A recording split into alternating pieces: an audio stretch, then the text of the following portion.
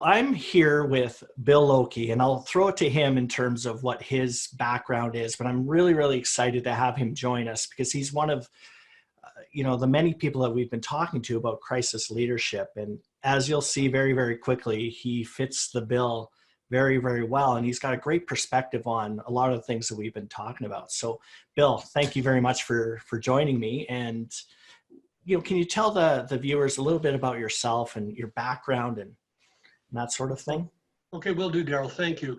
Well, I've had a career in emergency management, and I would best look at it, I'm more of a second responder. I think the last time I was in the field operationally managing anything was as a volunteer running a sandbag crew in flooding in Washington in 1977. So I've been on scene in places, but it was mainly in a supporting role to the first responders that I have highest respect for. I did wear a uniform for 2 years at California Office of Emergency Services in the Fire and Rescue Branch, but I was assistant chief in special operations, but I was more of an administrative chief doing grants and organizing the training for the California urban rescue teams. But I'm getting ahead of myself. Mainly from being a mountain rescue volunteer, I ended up getting my first work in emergency management in 1977 with the state of Washington Department of Emergency Management.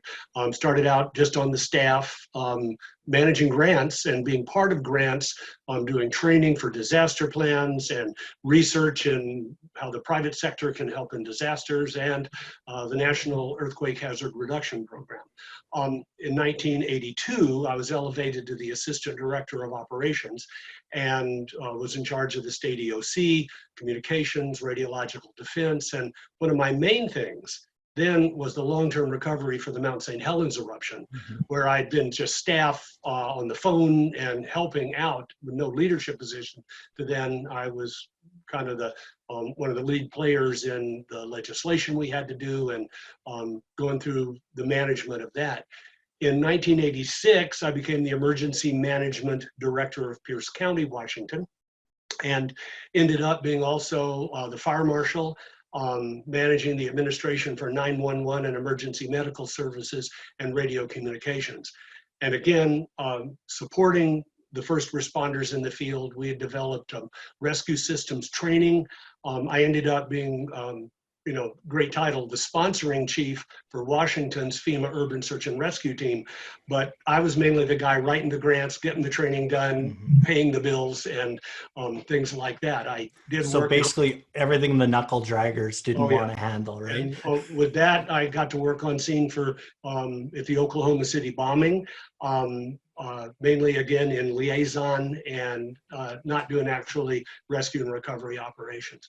After that, and with our work in developing Washington's urban rescue team, I went to California in 97 through 99, as I mentioned before, supporting their 8 urban rescue teams with the training and the grants administration from the state and things like that. Then I was recruited into FEMA, Federal Emergency Management Agency, as a federal coordinating officer. And with that, under our law, when our president declares a disaster, the law says the president will appoint a federal coordinating officer to manage the federal response. And so from smaller and larger disasters, from tornadoes in Indiana to cyclones in Samoa, earthquakes in Washington, I would manage the long-term recovery for that. During that time when 9/11 happened, because of my background with the Urban Search and Rescue Program, I was on scene at 9/11 as basically the FEMA liaison to New York Fire, helping them get the things they needed, because I spoke FEMA, and helping identify their needs and then short-circuiting the paperwork that's required by law, working with them. So I had that perspective on scene, but again, no command and control. I've mainly been a coordinator.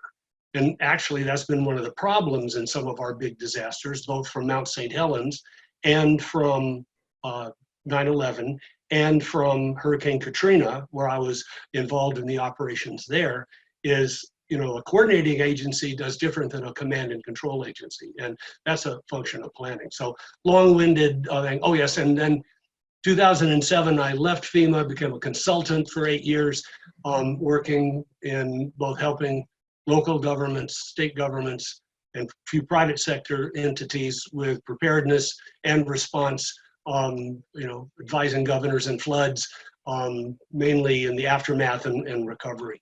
And I've been semi-retired lately, and working with folks like Tom Miner and, kind of bringing up to date some of the training for our SOF volunteers and things like that. So that's the long-winded version of my background.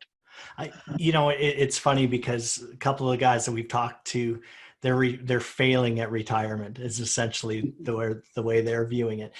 And Bill, one thing I'm really excited about is because the audience is private sector and corporations going through crisis, I'm really excited to talk to you because you definitely have a more organizational view and perspective on how organizations respond to crisis, which, yes, they're ultimately made up of individuals, but I'd be curious, we spoke a little bit off camera about some common themes, but from your perspective, when you go in as the quote unquote outsider, you have a great perspective coming into an organization and seeing how it functions or how it reacts to crisis.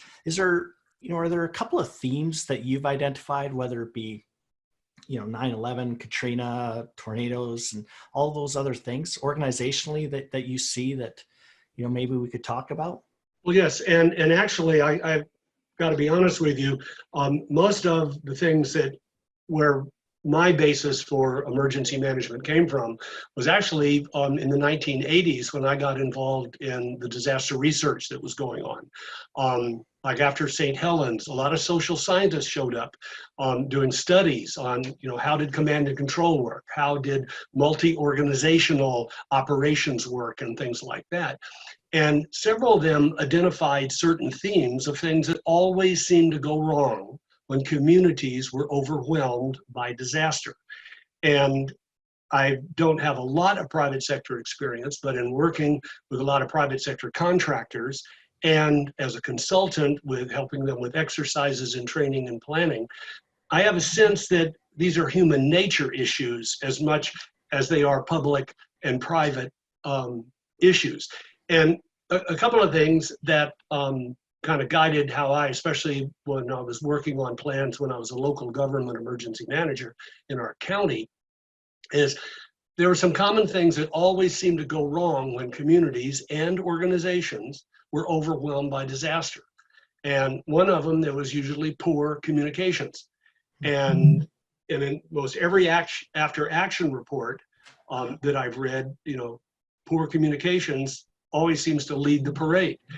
And what research pointed out from experience, that it's not just not having radios that you can talk to everybody who showed up. With interoperability, improvements are being made, but sort of my opinion is as long as you have competing companies selling radio equipment, whether you have GE, Ericsson, all these different companies that sell radios, it's going to be difficult to get interoperability seamlessly through everybody just because things are different. But these are also, as the researcher pointed out, social linkages, is people not knowing people. And smaller communities seem to do better when they were overwhelmed by disaster. And that's my basic definition of disaster. An emergency or an event, is when you have to move quickly to protect life and property. But when it gets beyond your capability, then you're in a disaster. And it may be at the low end of that where, like with the FEMA declarations, you handled everything, but you just need some help getting paid back for all the extra operations you had. Up to the catastrophic, like we saw in Katrina, like for example in New Orleans, there was no public transportation system. There was no hospital system. And it took a while through contracting, the help that we did with FEMA, we built that back for them. We put in a temporary radio communication system because theirs was all destroyed. And so, but the communications issues come up, from both lack of hardware, but also software type things. Another issue that seems to always come up is the research term that I picked up called ambiguity of authority. And that's the basic question of who's in charge of what. And what happens in a disaster when you get other agencies on scene with their badge or their authority. If this hadn't been worked out ahead of time, there's going to be confusion of, like we had in Katrina, of everything from recovering the fatalities. What the plan said, politicians decided not to do, and then everybody thought somebody else was going to do it, and it just got very confusing for a while. And that seems to happen over and over again. Another issue that happens, I think, more in the public sector than the private sector is what they call convergence. We're basically in a society that doesn't wait for first responders to get there. People roll up their sleeves and go to work. This was identified on the I-80 collapse in the Loma Prieta earthquake in, I think it was 1989, that people from all over the neighborhoods were showing up with ladders and jacks and hammers and whatever they could pick up to help out. And debriefing with the first responders, you know, they needed strategies to manage this. It's going to happen. In Oklahoma City, all the live rescues were made by the spontaneous response, not by the organized response. So, and often that happened in Katrina too. Everybody showing up to help, and that becomes a management issue. Another issue that seems to always occur is the poor use of special resources that you need in a disaster. Right now, no one needs dogs in the city of Seattle that know how to find victims in rubble. But when you have your major earthquake, you know, that's an unusual resource. Who knows how to use that? And that tends to be a problem. And the final issue that has come up, and I've seen this both in the public and private sector, is poor relations with the media. And it usually ends up very negative.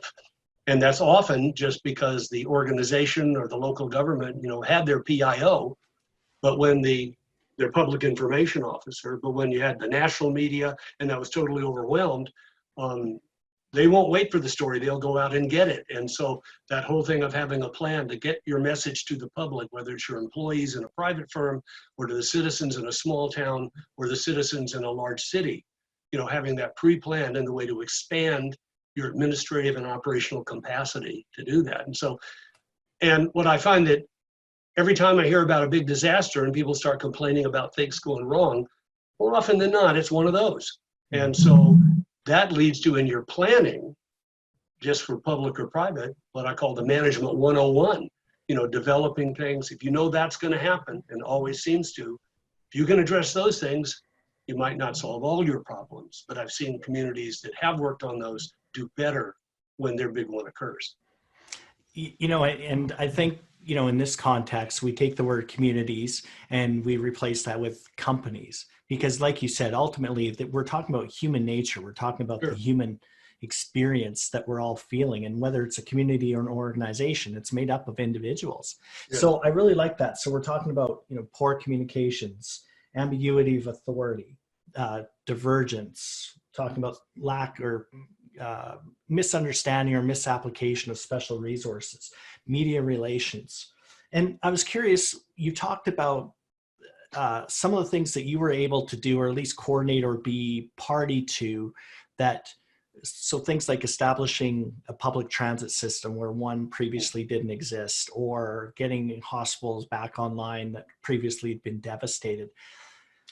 I'm wondering if we can take maybe one of those examples, and we don't have to mention names or anything like that, but I'm curious, if you were to look at a municipality, and I've been there as well, where we've had a problem and we've fixed it in a quantum, you know, incredibly small amount of time, when normally we're talking about weeks, months, or years outside of crisis to actually make it happen. So how did, in your observation, your experience, how do you make something like that happen? How do you establish a transit system where normally it would take years to actually carry that out?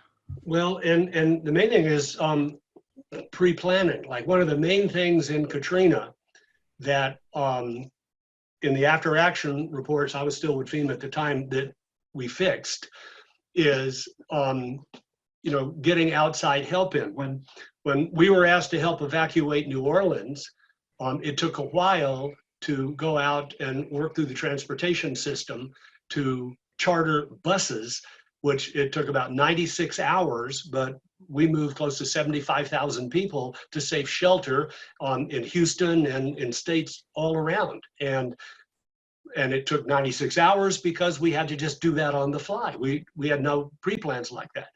The military is a marvelous resource, but under the law, I'm not a 3-star general like General Honore was, and a great man to work with, and Admiral Allen too, that came in. But you know, they can kind of snap their fingers and get a helicopter flying.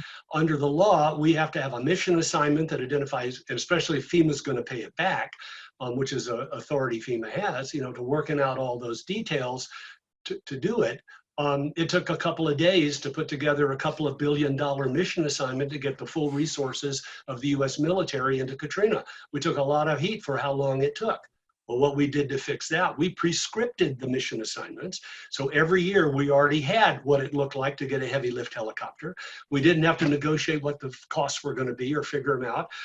It was already there. So it shortened the time between problem and solution. And so a lot of things are just pre-planning. If you can envision that suddenly you're going to have the world's media at your doorstep, like if you're a large corporation, certain ones that have an oil spill or something like that, then what's your plan for expanding your administrative or public information capacity to do that? If you do it during the event, you may pull it off, but I'm here to tell you, it will take you longer than if you pre-plan things like that. Getting information to your employees, planning ahead for working at home, working with your supply chain about if part of it breaks, you know, how you're going to repair that.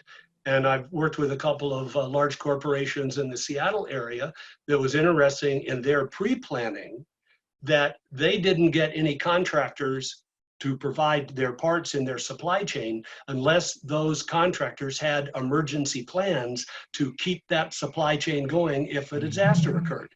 That was just good business for them. And, you know, but in peacetime, when you're busy with all sorts of things, you know, how often do you think about that? But and getting back to the Management 101, and I didn't come up with this, I got this out of an International City Managers Association guidance for local elected officials of how to survive a disaster. And it was research-based because they had worked with some of the research community to do this. But the first thing you got to figure out is who's in charge of what. And if things are disrupted and somebody's not available anymore, who takes over to be in charge of that? In the military model, there's chain of command. That's clear. Everybody knows if somebody's missing, you know, who's going to fill that in? Well, in the private sector and even the public sector, that's not often thought out very well.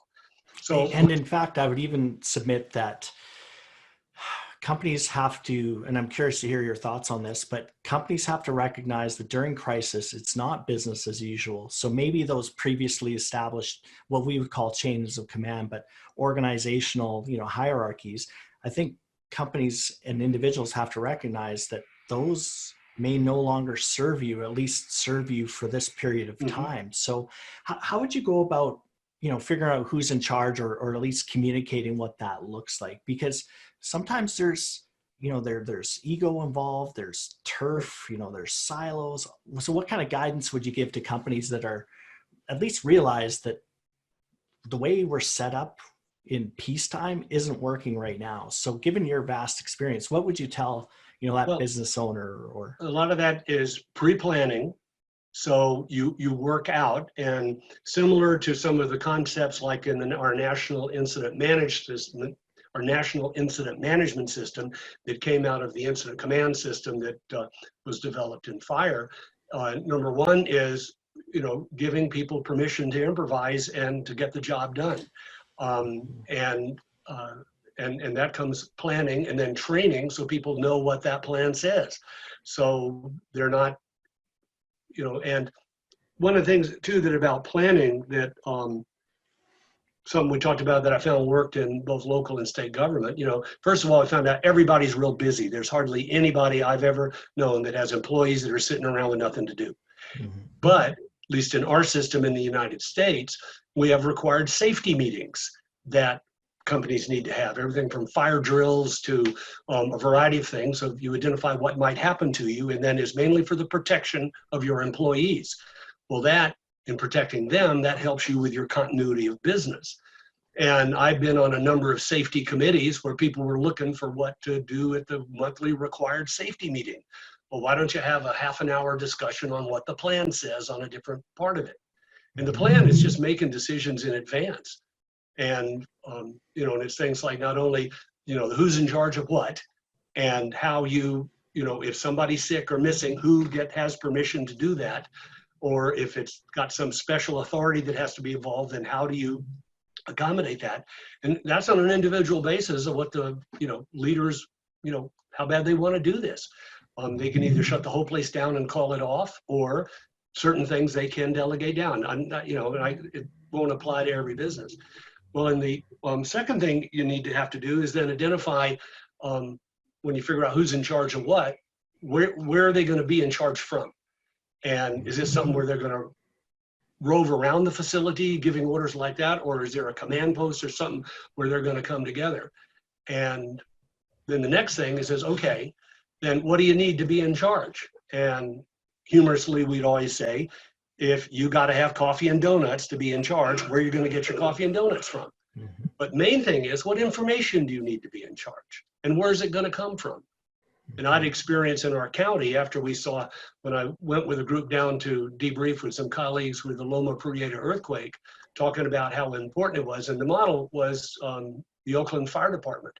Their leadership honestly said it was 24 to 36 hours after that earthquake till the management of the Oakland Fire Department knew the status of the Oakland Fire Department. Because they could see on CNN that their firefighters were going out doing incredible things, but management didn't know the status of the stations, how many people had showed up to work, the status of the apparatus, so they couldn't make management decisions like, can we handle this, or do we got to have help, and what kind of help do we need? So they rewrote their whole thing.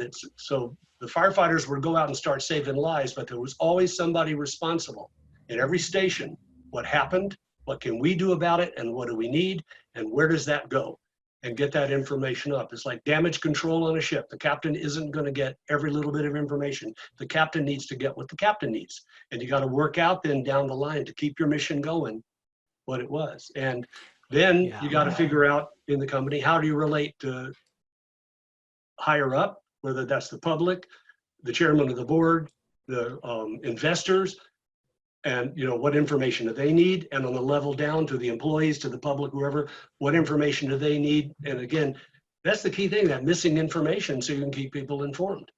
And then so I just want to unpack a few of those things with regard to using the Oakland Fire Department as an example. And I think this is a situation that's been duplicated thousands of times, but so there's two parts of that. So there are the firefighters in that example, and in private sector would be your employees, but the firefighters knowing what they need to do, and even without centralized command, as we would call it, they know that, and they're empowered and expected to go do their job in the absence of clear direction, right? So they really knew what their purpose was. So I want to unpack that a little bit, but also too, with regard to this current state analysis, essentially, that the fire department had to go through. I think it's important to recognize that your inputs may not be still the same ones that you relied upon, you know, the week before. Mm-hmm. And you need to kind of establish that a little bit on the fly, because you're talking about a distributed workforce. You're talking about people that are super busy. So in your experience, how do you get organizationally people on the front lines kind of working toward the mission in the absence of, you know, the CEO or the head of an organization telling them exactly what to do? Just over the scope of all of your years, what does that look like? Well, it's just a function of planning, of, you know, kind of identifying what might happen.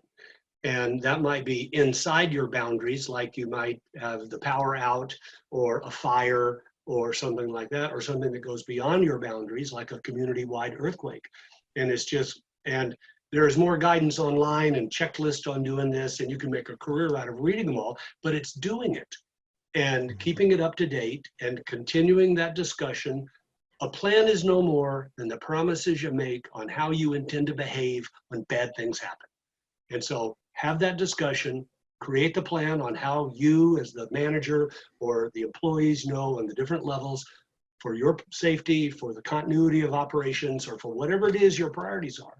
You know, what is it you're going to do? And as much as you can, not changing the org charts and changing so everything is dramatically different when the disaster occurs. You know, maintaining your normal way you do business, make that work for the disaster.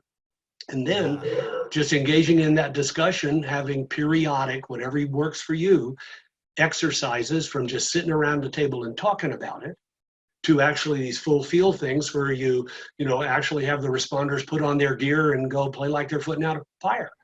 But one of the things too that is a key element of this that I identified and research identified a long time ago, most disaster problems are management problems, not skills problems. But most disaster training for years was skills. It was so frustrating for many of us in the urban rescue system as that was developing.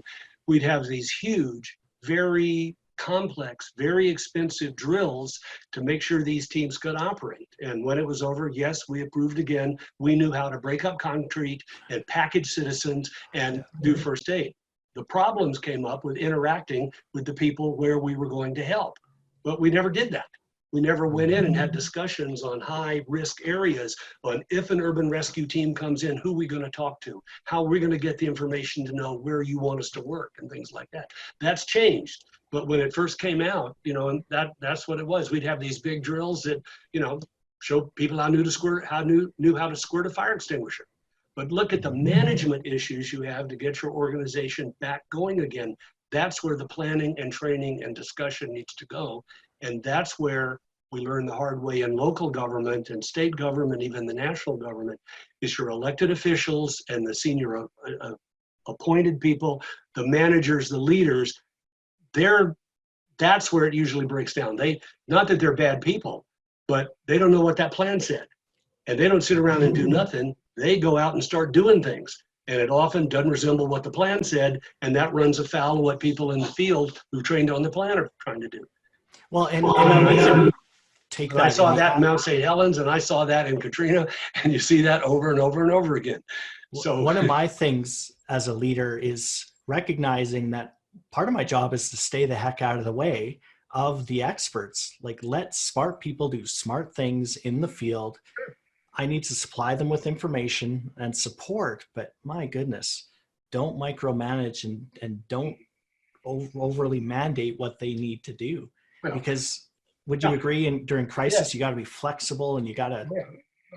Flexibility is key, but also you need to kind of, like we do in communities, what are your objectives?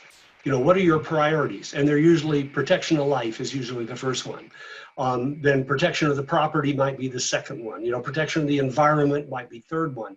But you set your community priorities so you're not trying to figure that out during the emergency. A lot of the management drills I used to do for cities and towns in Pierce County and the county elected officials and folks, you know, having a clear picture of what our priorities are in a disaster. And then that can guide decision making. And if somebody says you made the wrong decision, but our policy is we decided we were going to protect public property before we protect private property per se, you know, and I've had elected officials say, you know, doing that, that's going to give me cover when the citizens are mad that it didn't go their way. Our plan and policy, which is public record, the plan's been in the library, and you know, it's outreach so everybody knows what that plan says. And we're getting better at that, but it's still a ways to go, in my opinion. And I'm glad you talked about objectives, because you know, one of the questions that typically comes up during a big incident is, how do you get like 3,000 people all rowing in the same direction when, you know, they haven't done this before, let's say. And I can't overstate the objectives, and doing that first and then working backwards from that and recognizing that you need to communicate those objectives to everybody as well. And that's a big part as well. So what are some challenges that you've seen in your experience with how do we communicate what we're trying to do? Because a lot of times we're dealing with a distributed workforce or distributed, you know, group. How do you manage that? Well, you know, and there's no question about it. It is difficult, but it comes down to commitment. And I think, you probably covered this when Tom Miner spoke, but one of the reasons that that was able to come together like it did. You had a lot of people that knew each other and could work together and had done it before and had been planning for something, not that particular event, but in our earthquake planning and in wilderness search and rescue, we had people who had worked together. So as much as you can in your organization, you know, to spend whatever time you can, you know, so people know what the plan says. And, you know, basic thing we always talked about of, or at least at a community level, straight from the research, it was educate your public, train your responders, have a plan, get acquainted. Those four basic things in the public sector, I found very successful, and they do work in my years of doing that. I think that can relate to the private sector too. You know, train your people for what they need to do for what you can anticipate. And then if you've got a, whether it be clients, whether it be you know, your suppliers, whoever, you know, have that discussion with them and, you know, have a plan on how you intend to behave, what things you can anticipate might happen that will disrupt things, and then do what you can to get acquainted. And, you know, it's been so successful where people had some previous acquainting with people, even if they didn't like each other. Always worked better than just having that radio that I could talk to a stranger and get things done. You know, it's amazing how quickly that goes away during crisis, where how incredibly valuable it is to just go have a face-to-face, even if it's over video, but the power of that we often forget, because would you agree that we tend to go inwards, right? We're like, you know what, I've got these problems I have to solve, when really a lot of times go grab a coffee with somebody. And once you break down that personal barrier, we're all in this together ultimately. And have you seen that time and time again, where it was this, and this, and then it was finally,